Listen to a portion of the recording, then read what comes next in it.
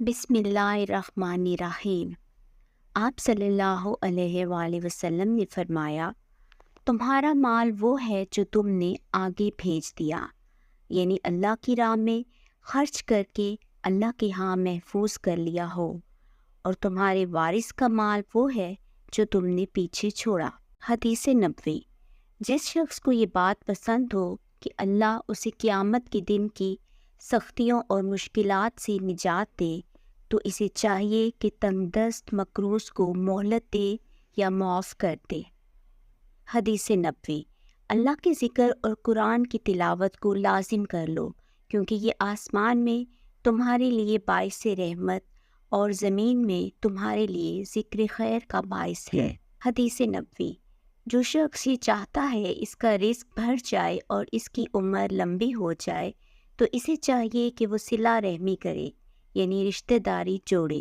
حدیث قدسی ہے، اللہ تعالیٰ فرماتا ہے، اے ابن آدم، میری طرف رخ کرو، میں تمہاری طرف چل کر آؤں گا، میری طرف چل کر آؤ، میں تمہاری طرف دوڑ کر آؤں گا۔ حدیث نبوی۔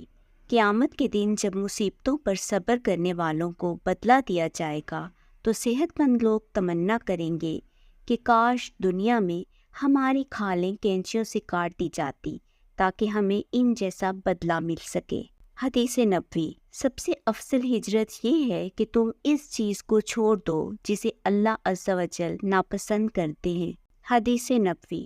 جس شخص نے رمضان کے روزے رکھے پھر اس کے بعد شوال میں 6 روزے بھی رکھ لیے، تو اس نے گویا ساری زندگی روزے رکھے۔ حدیث نبوی۔ کسی شخص کے اسلام کی خوبی یہ ہے کہ وہ فضول باتوں کو چھوڑ دے۔ حدیث نبوی ہے، وہ شخص ہلاک ہو جائے جس انسان کو رمضان کا مہینہ ملا اور پھر بھی اپنی بخشش نہ کروا سکا۔